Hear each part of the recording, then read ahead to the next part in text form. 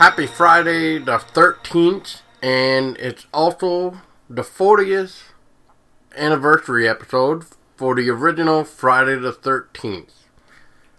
When did that even get released, babe? I know it was 1980, but when was the actual release date? Does it say, do we even know that anywhere? I know you're looking at the full cast and stuff right now, but what is the release date? It was the 9th of May of 1980.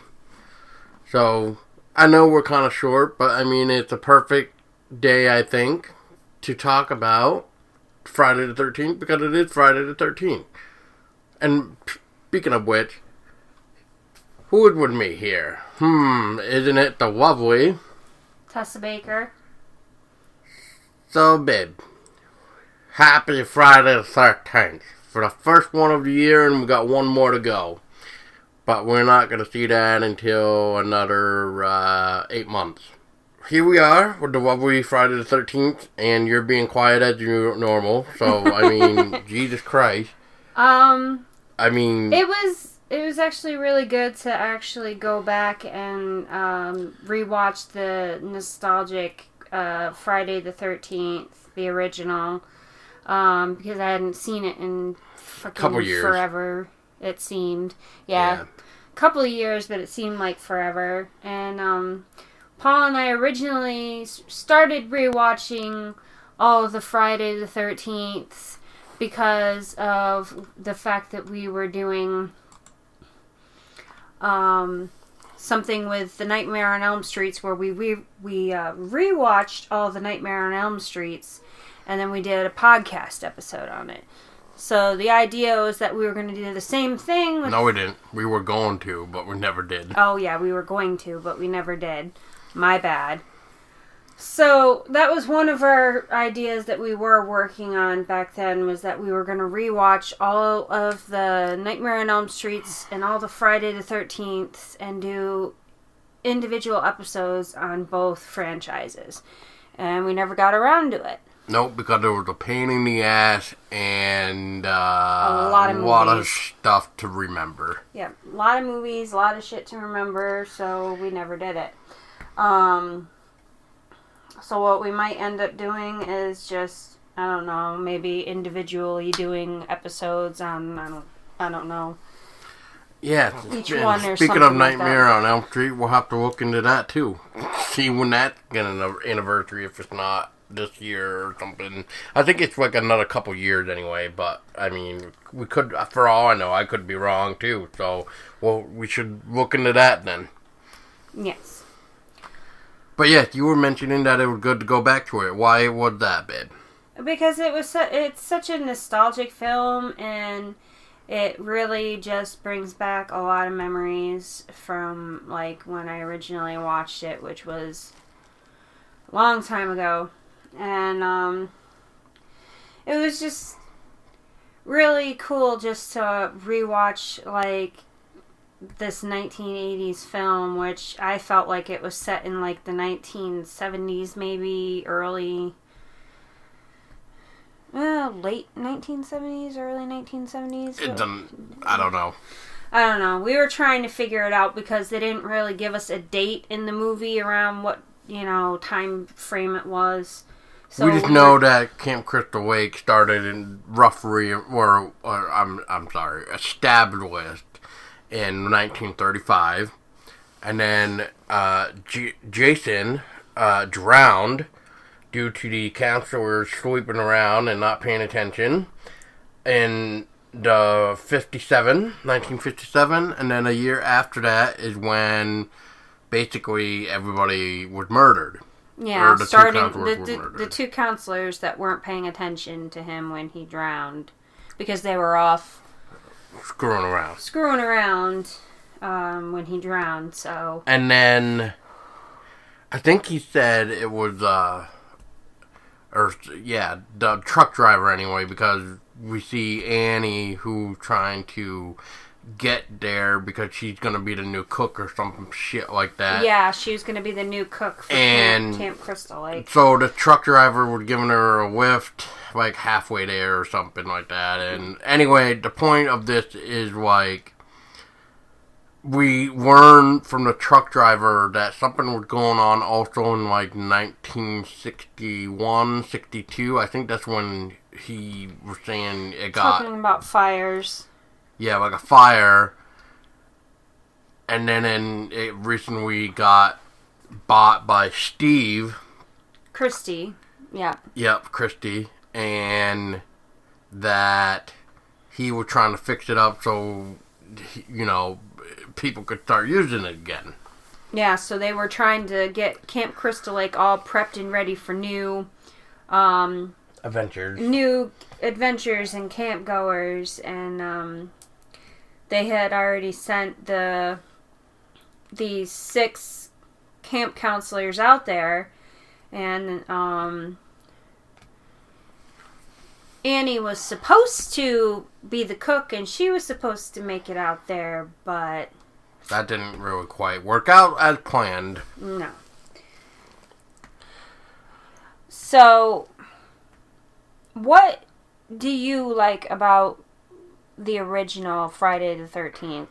What do I like about the original? Well, yes. Let's look at one other awesome film, which is Black Christmas. How they portrayed the killers in that, which was, first-person view. We never saw the killer at all. And not even at the very end. So, who was the killer in Black Christmas? I don't know. Some loony bin, really. Yeah, all we saw was an eye. An eyeball in the shadow, really, and a crazy madman in the attic throwing shit around. So in this one, I like the take on that, but the way that they gave the reveal at the end and how they did it was actually really cool. Even though, what, babe? There was 2 different murderers, it seems like. Yeah, even though there was technically 2 different murderers in the movie, but we only knew about one by the end. But if you actually look in the cast, the full cast and crew on IMDb, it says that there is a man knife killer who wasn't credited, which was played by Tom Savini. Now, Tom Savini is pretty much known for all of his incredible FX works over the years. The man is amazing. He can pretty much create awesomeness with everything he touches. And he teaches. And he teaches as well. So the fact that he wasn't credited for the part in the movie, we were just kind of like, oh, wow. But yeah, Tom Savini was actually the man with the knife who helped Annie meet her unfortunate demise in the woods. So she basically was the first one to go, too. Yeah, she was the first one to go, and I'm pretty sure he probably popped in there more than once with other killers. He probably killed Jack. Yep. Underneath the bed by pushing the arrowhead through his jugular. Yeah. And there's probably a couple other ones that he did. He probably took out a few of them. A few of them, probably Bill. Because I don't see Pamela tacking Bill up on the back of the door with a couple of arrows in the 3 arrows, yeah. No. So what else did you like about it? How cheesy it was. I mean... How cheesy but good it was? Yeah. Yeah. I mean, there were some moments where, you're kind of watching Adrienne King play out her scenes, but it's like, there's no dialogue. You just watch her trying to make coffee, and it's just like, was that really necessary? But at the same time, the more you think about it, it's like, well, she's trying to... be nice and be ready and fix up coffee for when Bill returned from the blown out generator, we'll say, and then she just kind of worried, more nervous when he doesn't come back. Yeah, and you kind of see it, sort of, but, like, it's more noticeable when,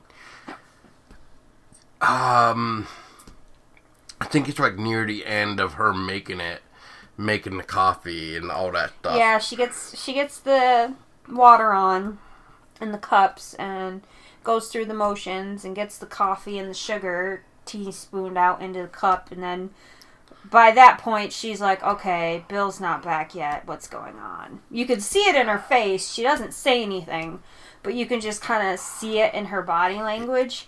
Yeah. So she goes and looks for Bill. Well, she finds him. Alright, yeah. Poor Bill. Poor Bill. I thought that was like one of the most like brutal brutals kills of the movie, you said, or something yeah, like it was that. one of the most brutal looking kills of the movie, because he looked like he just got overkilled. Yeah, slash throat and Tacked up to the back of the door by 3 arrows. yeah, 3 arrows. Yeah, he just looked like he got brutalized worse than everybody else. Yep. I mean, Jack got an arrowhead through the neck from behind. That's pretty gnarly. Marcy got an axe to her head in the bathroom. Yep. Brenda, she got tied up and Thrown through the window and probably stabbed because she had wounds. And then tied up, I guess? I mean, I don't know. Yeah, she was tied up, yeah. So, yeah, there was something going on there. Annie got her throat slashed in the woods. Yep. Brenda. Brenda. Yeah, Brenda was the one I was just talking about. Ned was the one that basically... His throat was slashed, too. Yeah. And he was put on the top bunk while Jack and Marcy were hopping off on the good foot and doing the bad thing, whatever you want to call it. Pretty much. So, and, let's see here. And then you got the wonderful Walt Gurney, I think I said his last name right, who played that crazy Ralph. Who was like It's got a death curse! The town's, like... Crazy prophet dude that like tries to warn everybody about Camp Blood, aka Camp Crystal Lake, that it's jinxed, it's cursed. You'll all die. You're all doomed if you stay here. Blah blah blah. You know. Yep. Well, they didn't listen to Crazy Poor Ralph. Crazy Ralph. He was trying to save everybody, and look what happened. They should have listened to Crazy Ralph. And the truck driver. Definitely should have just, like, I think, just not taken Annie out there and dropped her off? No. If anything, Annie should have just quit when the truck driver told her to. Yeah, she should have quit. I mean, or at least while she was getting a lift from the truck driver, like, I feel like maybe if the truck driver, like, drove her, like, all the way out there, or at least to the road, she probably would have been around in the movie a little bit longer, maybe? Yeah, it makes me wonder why they wouldn't go all the way. Because it seems like a few people kept kind of saying, like, oh, we'll bring you halfway. Okay. It's like is it really that bad? It's like they were afraid of it, honestly. Like, they didn't want to catch the curse or whatever. The death curse! So they're just like, well, maybe if we just bring them halfway and we don't go out onto the actual property, then we won't get screwed like everybody else did. Screwed and cursed like everybody else. Yeah, and I completely forgot that Kevin Bacon was the one playing as Jack, too. Yeah, Kevin Bacon was indeed the one playing as Jack who got the arrowhead through the neck while he was laying on the bed smoking a joint. Or a road cigarette, whatever it was. Yeah. Joint, though, I'm assuming. Yeah. So, he ends up, getting the arrowhead through his neck from underneath the bed. Yes. Which the hands seem kind of manly, so I'm going to say that was Tom Savini that killed him. Yeah, that's why I think it just makes more sense that there were multiple killers, not just one per se. Not just Mrs. Voorhees. Which, let's talk about Miss Betsy Palmer. Her role as the very protective and crazy mother who turned psycho after losing her son. And you're saying you wouldn't? I would. Oh God, yeah. I would lose my shit if something happened to our daughter. Like if our daughter died and somebody was responsible for it, I'd lose my shit and go psycho. Oh yeah. Most definitely. But she was amazing in her role that when we did see her towards the end. Like, she really threw herself into it, and she really was Mrs. Voorhees. Like, I don't think there's anybody out there that could have played her better as a character. No, I don't think so. She was very convincing. Yes, especially with the... I'm just going to say split personality, because there was definitely something going on, especially when she was trying to talk like as if Jason was talking through her. Yeah. Like, kill her, Mommy. Kill her. Don't let her get away. Kill her. And stuff like that. And then she would switch back to herself and, I won't let her get away. You know, I promise. I'll take care of it. Right. Yeah, no, I've always loved Betsy's acting, even though there was some moments where you definitely know they're pretty cheesy thing, but that's okay. That's why this is like a cheesy, campy film. But I mean, that's the fun in it. It's a cheesy, campy, well done film. Yes. We don't have anything negative to say about it. No, I can't. I was gonna say I don't, but then Paul did the. Well, because I'm thinking, because you know, maybe there was something that we didn't really catch on. I mean, I do agree that I don't. Wasn't know. there like a scream or something you didn't like? Oh yeah, it was what's her face in the shower when she got the axe to her head. Oh, Marcy. Yeah. Yeah, like that reaction right there was just so. It was kind of dull, I guess. Like it was just like, ah! And then she gets hit with the head. He's like that scream though. Like it's just like they should have just really have thought about retaking that, reshooting that scene at least a couple more times. Couple more takes at least. Yeah, because oh man. Or got somebody in there that can do like a really good scream, like psycho scream. It's not just the scream, it was her whole body language though. Like, yeah, her body language was it just didn't seem like it was believable. That's maybe like the only scene where I'm just like, oh my god, I can't believe she was scared there. Okay, so we stand corrected. There was only one character, one scene that we just felt like the acting was just not what it could have been. It wasn't god-awful, but it could have been so much better than what it was. Right. So... she just needed to act it out a few more times. Yeah, a couple more takes would have done it. Yeah. That's the only thing I can think of, for sure. Other than that, the effects throughout the practical effects throughout the film, the killings, the environment, the atmosphere, the music, just everything else about the film was just really great. Even like the cheesy campiness of the film, like Paul and I were saying, that was even great. Because some films are just better just being, you know, cheesy, campy films as long as they're done well. And yeah, and we also gotta also appreciate this, that this film was made on $550,000, and then when it came to the open theaters, it made, for the opening weekend, I should say, it made $5 million.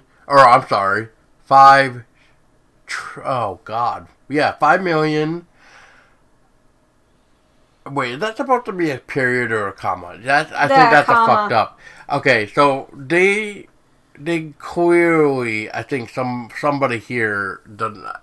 Alright, so rough estimate. I don't know if that's supposed to be $1 million or what. So, we might have to actually just say what the entire growth was, because I don't know if that's supposed to be a period or a comma, because there's no period anywhere. So, no, it's just a series of commas. It's like five. And almost like 508, 816,321. What the hell? Babe, that's $5,816,321. Okay. Wow. Well, edit that part out then. Yeah, just don't even listen to what she just said, okay? Anyway, for worldwide though, what was the worldwide one? That's a lot too, bringing in from all over the place, not just... well, it looks like it is just USA because the number doesn't change. So it's, what? $39,754,601. Yeah. So it definitely made bank. It made a lot of money. And I can see why. I mean, it's a good horror film. I mean, anybody that said they can't enjoy this one is fucking stupid, because, you know, you gotta appreciate what they were trying to do, because at this time, they didn't really know who Jason was. And that's kind of how part 2 became to be, really. Sort of. Like, they knew by, like, I think it was like a year later after this original when they made part 2 of what Jason was. But when you really look back at everything that was going on at the time between the, what we're going to say, the two killers, which, in my defense, would be, you know, Jason's parents. Because if everybody remembers, back in 2017, we were supposed to be getting that Friday the 13th film that was mainly focusing on Jason's parents as the killers. But because of the lawsuit that happened, and because of... Well, no, actually, no, it wasn't the lawsuit at the time. It was because of Rings. Fucking Rings. Because it did shitty during the fucking opening weekend, and because of that fucking movie, just killed the possible film for the Friday the 13th to even see the light of day.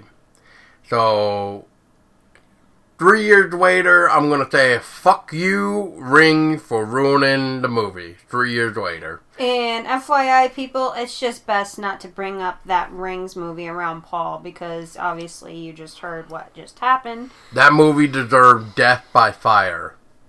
Yeah. So, some people out there have triggers of things that should not be mentioned that set them off. This is what sets Paul off for movies. Well, yeah, because, you know... fucked up something that he was looking forward to. Well, fucked up a lot of things, really. Though, not just for me, for everybody that wants a Friday the 13th film. The last Friday the 13th film we got was in 2009. Mm-hmm. Which was... It was the remake, so yeah, it was good. I don't mind it at all. Yeah, it was really good. And then they were trying to do this, bring it by, I think it was supposed to be by 2017, 2018 at the time.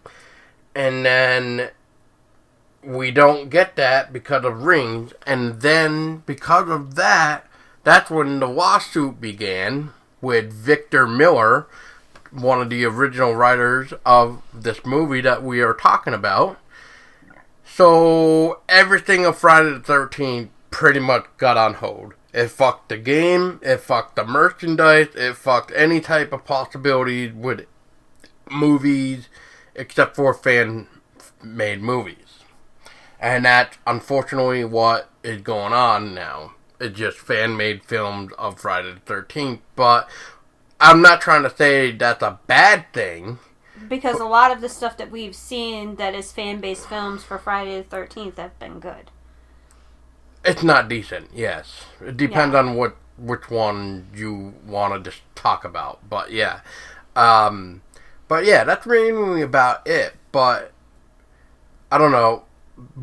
So you kind of talked about Betsy, babe, yourself. But what about you? What would your thought of the whole first person thing right up to the very end of the reveal? I actually liked it. I thought it was actually very creative. It was a good way to portray the killer in first person view versus actually seeing who the killer is. I think it makes the film better because of the fact that you can't see who's killing everyone, and you're just like, well, who is it? Is it this person? Is it that person? Who could it be? It leaves so much to the imagination, and I think that makes the movie so much better, is that you don't know who the killer is until the very end. Yep. Yeah. And, that used to be a really good technique. Like I said, the original Black Christmas did it. And that was amazing. And we still don't know who it is. Really. And Paul and I, we've racked our brain over and over with Black Christmas trying to figure out who it could possibly be based on what we were actually shown. And we never could figure it out. It just had to be somebody that used to live there, if not someone within the circle, I guess. I mean, yeah, exactly. It's just one of those things where it's an escaped lunatic that goes home. Because I guess it used to be this lunatic's home before it got turned into a summer camp or something like that. Slumber party. Some girl... Sorority house. Sorority, yeah, that's the word I'm looking for. There you go. Yeah. So, for those of you who have not seen it, and oh my god, I feel so terrible for you if you have not. The synopsis for this film is: a group of camp counselors are stalked and murdered by an unknown assailant while trying to reopen a summer camp where years before it was the site of a child's drowning and a grisly double murder. And the director is none other than Sean Cunningham. And if you don't know who he is as well, then please look him up. Yeah, you need to do some homework. Yeah, research, please. Yep, do the research, cause wow, you're missing out on some magical moments. Yes. What do you think of the actual location itself that they were filming on? I thought it was perfect setting, really. Spot on atmosphere. It was perfect setting for the movie. It just was overall very creative and clever how they did it all at this location. Right. And you were bringing up the video game when you were watching it, so can you please explain what you were trying to tell me, I guess, when you were asking me? Well, when Paul and I were watching the movie, I had noticed that a certain angle of the movie was actually almost like a mirror image of one of the maps on Friday the 13th, the game. Camp Crystal Lake map. Yes, the Camp Crystal Lake map. But it was just really cool just to actually see it versus, seeing it in the game and stuff like that, and how it compares, I guess, between the two. Even though the movie was the original setting for it, but it's just like the similarities were just uncanny, was what I was trying to point out. Okay. Well, yeah, I mean, I just think between the game and the movie, I think the game definitely gave the actual camping area, like, the love it deserved with how accurate the buildings were and everything else around it. Especially with what you were trying to say, with some of the way the shots were, so yeah. I will agree with that. Now, of course, You gotta love Harry music. You just gotta love the original soundtrack to this game. To the game too, because Harry made the music for the game. He made the Friday the 13th soundtracks. I mean, he made a very good story within the music itself. Especially when, at first, when we see Annie, Tessa was trying to, like, figure out who was driving the car, or the Jeep, that Annie was with. And then you get that creepy atmosphere music, like, oh god, Annie is in trouble. Yeah. That's for sure. Yeah, we picked up on it when whoever was driving the Jeep with Annie in it drives past Camp Crystal Lake Road. And just keeps going. And just keeps going, and then accelerates, etc., etc., and she's like, oh, please, can you please stop? Can you please pull over? Begging and stuff and pleading until she finally, jumps out of the Jeep. Yeah, and that still didn't save her. Nope. Because she ended up getting hurt, falling, throwing herself out of the Jeep. Because she ended up having a limp when she got up, so that slowed her down. Yep. So that just goes to show you, do not hitchhike. Do not take rides from strangers, from people you don't know, because you never know. They could be a homicidal psycho. Or if you do hitchhike, make sure you have some sort of weapon on you. Pepper spray, taser, knife, something. Pocket knife, even. Yeah. Jeez, anything. Yeah. Even a pair of keys. Yeah. Because you could even all go for the eyeballs. Yeah, because you can even stab somebody in the eye with a key. Yeah. Car key or house key. Stab it right in the freaking eye hole. Yeah, just don't get into vehicles of people that you don't know without some sort of protection. Definitely not. If you can avoid hitchhiking altogether, even good better. for you. Yeah. And finally, before we overkill this with, not knowing where to go from this, is the ending. What did you think of the ending when we finally see the scene of Jason coming out of the water? Oh, Spoiler for those who haven't seen it, I'm sorry, but you know what? 40 years later, it's time. It's there's just way too many people who've already seen it. And it's such an iconic scene where you think at first that Alice is completely out of danger and she's, off to safety and everything. And then she paddles out to the middle of the lake in a canoe. And then all of a sudden Jason comes popping out of the water and pulls her into the water. And then she, wakes up in the hospital, frantic and panicked. And nurses and stuff and doctors giving her Valium. And yep. So she's questioning her own sanity at this point. Did I really see him? He was really there? Because it felt real. And nobody saw Jason. Nobody could find Jason. There was no boy there. Yeah. As the sheriff or the cop would say. So it's still one of the most iconic scenes of Friday the 13th franchise. To this day, I would say. Yeah, to this day, I would definitely agree. Yes, because, without that scene, it's already a weird scene as it is. Well, it's already a weird scene as it is, because like I was telling you, even when rewatching this, it's what is making her just go out to the water anyway? Why did she just, do what she did, and then all of a sudden she just I'm just gonna go and just float out in the lake. Maybe because she thought it was the only option that she had. She didn't want to take the Jeep because Annie's body was in the Jeep. All right. So she felt maybe taking the canoe and paddling out onto the canoe out on the lake, she would be safer because nobody would be able to reach her.